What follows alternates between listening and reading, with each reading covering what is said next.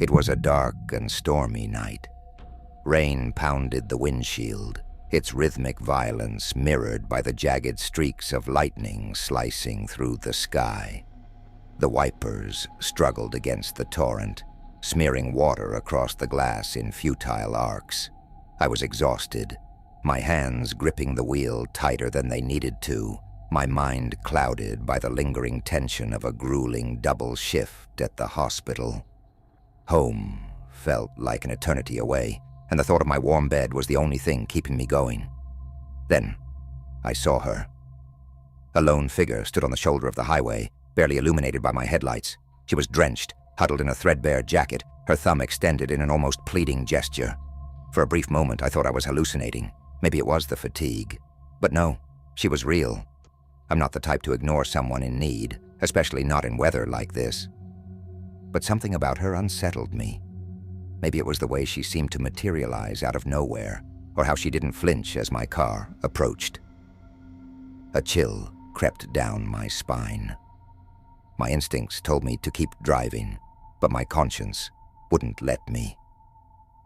Reluctantly, I slowed and rolled down the passenger window, just enough to hear her over the storm. "Need a ride?" I asked, my voice tinged with hesitation. She nodded frantically, her face pale and gaunt. "Thank you. Please, just to the next town."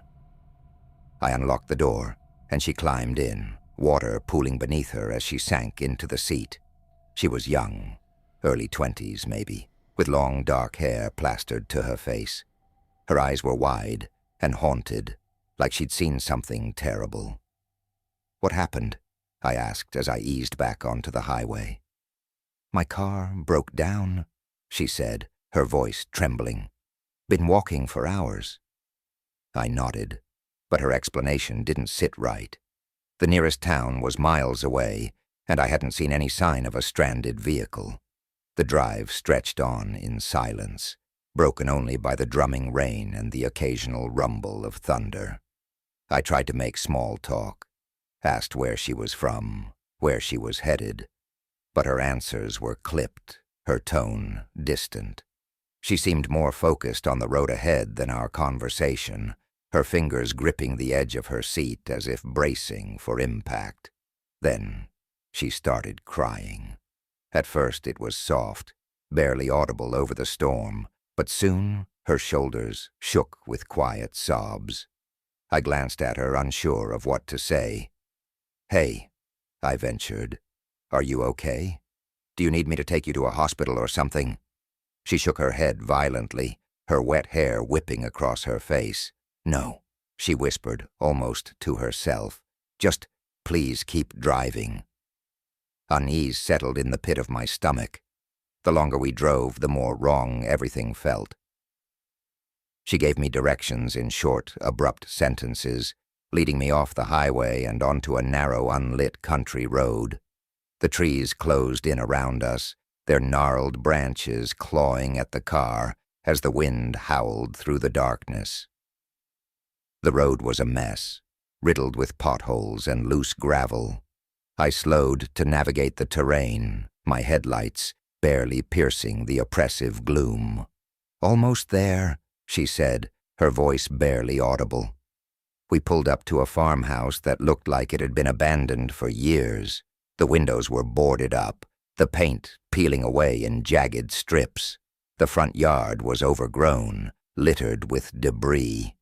"This is it," she said, pointing to the driveway. I hesitated. Everything in me screamed to turn around and leave. But I didn't. I parked the car, my heart pounding in my chest. "Are you sure this is—" "Thank you," she interrupted, cutting me off. Her voice was soft, almost reverent. Before I could respond, she opened the door and stepped out into the storm.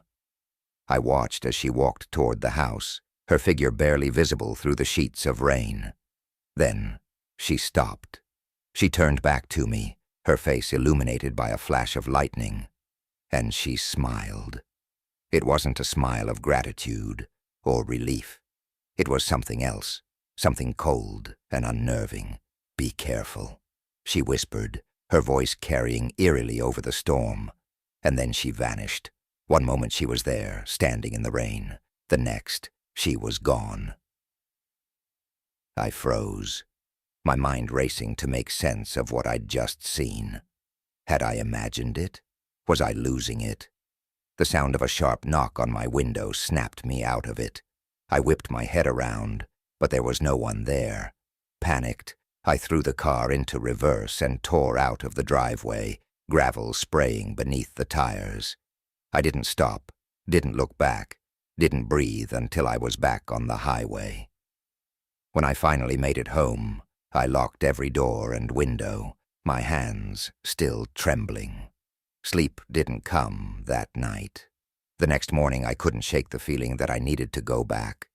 Maybe it was guilt, maybe it was curiosity. I don't know. But I needed answers. I drove back to the farmhouse in the daylight, hoping things would look less sinister in the sun. But when I got there, the driveway was overgrown, the house clearly abandoned. There was no sign of anyone, no footprints, no tire tracks, no evidence that anyone had been there in years, except for one thing. As I turned to leave, something caught my eye. A single, waterlogged shoe sitting in the middle of the driveway. I left and never went back. We weren't supposed to take that exit. If I'd just stuck to the highway, none of this would have happened. But Jessica had wanted to explore, and the highway was monotonous, so I let the GPS reroute us. That was hours ago, before the GPS died, before the map became useless in the fading light. Now, we were somewhere far from anywhere, the forest swallowing the road, the car's headlights barely carving a path through the oppressive darkness. The air was thick, humid, like it had weight, and the silence was almost deafening. Even Jessica, the optimist, had gone quiet in the passenger seat, clutching the map she'd given up trying to decipher. It was just past sunset when we saw it, a faint glow in the distance. For the first time in hours, hope flickered inside me. I pressed the accelerator, eager to find something, anything, other than endless trees. As we got closer, a weathered sign came into view, its paint chipped and peeling. Welcome to Harmony Ridge, population 147. Relief surged. A town, civilization, no matter how small. We'd find someone, get directions, maybe even food and gas. But as we drove into Harmony Ridge, that relief curdled into something colder, something uneasy. The town was wrong. The streets were empty, houses dark and lifeless. Overgrown weeds clawed at broken fences and porches. Streetlights flickered intermittently, casting unsettling, shifting shadows. It looked as though the town had been abandoned years ago, except it hadn't. There were cars parked along the street, some with doors ajar, others with bags and belongings left scattered inside. It was like the people had vanished in the middle of whatever they were doing. Jessica gripped my arm. "Mark, I don't like this," she whispered. Her voice was tight, like she was trying not to panic. "Let's just find someone," I said, trying to sound calm. "There has to be someone here." I pulled into the lot of a gas station at the center of town. A diner stood next to it, its neon sign half dead, faintly buzzing. But like everything else, it seemed deserted. The gas pumps were ancient, crusted with rust and cobwebs. I killed the engine and stepped out, the sound of my boots crunching on gravel echoing too loudly in the stillness. "I'll check the diner," I told Jessica. She nodded but stayed in the car, her eyes scanning the street. I didn't blame her. Something about the place felt off, like we weren't supposed to be here. The diner's windows were filthy, but I could just make out the empty booths inside. The door creaked as I pushed it open. The air inside was stale, heavy with dust. Plates of food sat untouched on the tables, long cold and spoiled. A coffee cup rested on the counter, its contents dried into a crusty film. It was like whoever had been here had left in a hurry and never come back. I called out, "Hello? Anyone here?" Only silence answered. I stood there for a moment, my skin prickling, before retreating back outside. The street seemed darker now, the shadows longer. Jessica was standing outside the car, her face pale. "Mark," she said, her voice trembling. "There's someone over there." I followed her gaze to the edge of town. At first I didn't see anything. Then I spotted it, a figure, barely visible against the gloom. Tall and unnervingly still, it stood just where the streetlights gave way to darkness. I couldn't make out its face, if it had one. But I felt it, watching us. A chill ran down my spine. "Let's go," I said, trying to keep my voice steady. We got back in the car, and I started the engine, the headlights cutting through the night. As I turned the car around, the figure moved. Its long, spindly limbs unfolded with unnatural grace as it stepped into the light. I slammed on the gas, heart pounding as the car roared down the road. I glanced in the rearview mirror and froze. It was following us. Not running, not walking, but gliding, its movements smooth and almost mechanical. Its silhouette grew smaller as we sped away, but the sense of its presence didn't fade. It felt like it was still there, watching, waiting. We didn't stop until we hit the highway. The lights of a truck stop a beacon of salvation. Even then it took me a moment to unclench my grip on the steering wheel. Jessica was shaking, her hands clutching the dashboard. "What the hell was that?" she whispered, her voice barely audible. I didn't answer. I didn't know how to. We spent the night at the truck stop, too afraid to keep driving. The next morning, I asked the clerk about Harmony Ridge. He gave me a blank look. "Never heard of it," he said. I insisted, describing the town, the sign, the diner. He shook his head. "Ain't no town like that around here." Jessica and I didn't talk much on the rest of the trip, but Harmony Ridge stayed with us, a gnawing memory we couldn't shake. Sometimes late at night, I dream about that figure, its shadow stretching long across the empty streets. And I wonder if we'd stayed a little longer, if we hadn't driven away. What would it have done? I don't think I want to know. We were just a group of college friends, the kind who'd spent most of our time studying, partying, and dreaming of an adventure. When spring break rolled around, we were determined to do something unforgettable, something wild. The Appalachian Mountains were calling us, a secluded stretch far from the well-worn tourist paths. We'd heard rumors, stories whispered around campfires, of breathtaking views, hidden waterfalls, and the kind of wilderness that humbles you. We didn't expect the mountains to give us anything but beauty. What we didn't know was that the wilderness has its own secrets, one's best left undisturbed. We set out on the first day, with wide eyes and light hearts, full of optimism. The air was crisp, the sun a warm embrace on our faces as we hiked deeper into the forest. The world was green, the trees towering above us like ancient sentinels. We laughed, cracked jokes, and got lost in the beauty of it all. The sounds of the forest were so alive, the rustling leaves, the distant calls of birds. It felt like paradise. By evening, we found a perfect spot by a river to pitch our tents.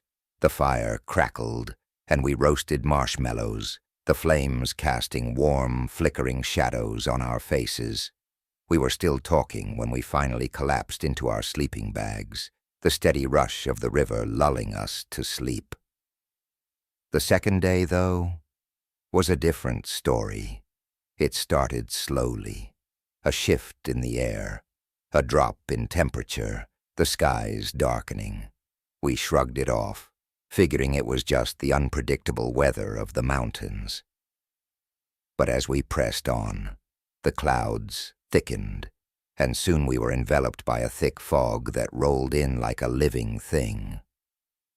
The world around us grew eerily silent. The trail we'd been following became less and less distinguishable, the once familiar path now an indistinct blur in the fog. We stopped, pulled out our map, but it was no use. The map seemed to mock us, its lines meaningless now, its symbols impossible to read in the haze. We pressed on, trying to stay calm, but every step seemed to lead us in circles. The trees around us grew darker, their shapes more sinister. Every time I turned around, I felt like something was watching me. The air grew damp, cold enough that my breath fogged in front of me, and the scent of decay, of earth and wet leaves clung to the air. It wasn't just the smell of the forest anymore. It felt old, ancient, as though the land itself was breathing, alive with something older than time. It wasn't long before panic started to take hold of us. We tried retracing our steps, but it was impossible to get a sense of direction. The fog was too thick, the world too distorted. Darkness fell quicker than we expected, the sun vanishing behind the curtain of mist. That's when the first hint of something truly wrong crept into the air. The silence. It wasn't the silence of nature, where birds rest at dusk, or the quiet of the forest settling in for the night. This silence was thick, oppressive, like the world itself was holding its breath. And then we saw it. Through the fog, there was a clearing. It felt like it appeared out of nowhere, like it wasn't supposed to be there. In the center, a massive oak tree towered over the scene, its branches gnarled and twisted, as if reaching for the heavens with skeletal fingers. The tree was so black against the fog, so alive in an unnatural way, that it seemed as though it pulsed with a kind of power. Beneath it, a fire burned, its flames impossibly bright, casting strange, flickering shadows. But what truly froze us were the figures gathered around it. They were hooded, cloaked in dark robes, their faces hidden in shadow. They moved with a fluidity that made my skin crawl. They didn't walk, they glided, as though the very ground beneath them bent to their will. I couldn't make out what they were saying, but I could hear their voices, low, guttural, rhythmic. A chant, maybe, or a prayer spoken in a language that felt ancient, older than anything I had ever heard. It sent a chill down my spine, a vibration in the air that made my teeth rattle. We froze in place. I don't know how long we stood there, trying to make sense of what we were seeing, but one of them must have sensed us. The figure closest to the fire turned, its hood falling back to reveal a face that didn't belong to a human. It wasn't even close. The skin was pale, stretched tight over bone, and the eyes, they were glowing, not with any natural light, but with something far colder, far more unnatural. The eyes burned with a dark intensity, as though they were reading us, digging into our souls, seeing into parts of us that we never wanted to confront. I couldn't move. I couldn't breathe. Everything inside me screamed to run, but I couldn't tear my eyes away from that face, that thing. Then without a word, without any sound, the chant grew louder, the air vibrating with their voices. The symbols carved into the oak tree began to glow, faint at first, but then brighter, pulsing in time with the chanting. They weren't just markings. They were alive, alive in a way I could feel in my bones, in my blood. I don't know what happened next, but terror gripped me like a vice. Something inside me snapped, and I bolted. I turned and ran, not looking back, not even knowing if the others followed. I heard them behind me, but I couldn't stop. We ran through the forest, through the thickening fog, our feet stumbling over rocks and branches, our lungs burning from the cold, thin air. The chanting echoed in the darkness, the sound pressing in on us, like it was coming from every direction, from the very trees themselves. It wasn't until we reached the edge of the forest, until the fog finally began to thin, that we dared to stop and look back. The clearing was gone. The fire was gone. The tree was gone. It was like it had never been there at all, like the forest had swallowed it whole, hiding whatever it was we had seen from the world. We didn't speak as we walked out of the woods. None of us did. We were too shaken, too scared to talk about what had happened. Even now, years later, I don't speak of it. But I hear it sometimes, the faintest whisper of a chant, just at the edge of my hearing, carried on the wind. And I know it's still out there, whatever it was. And I know deep down that we were never meant to find it.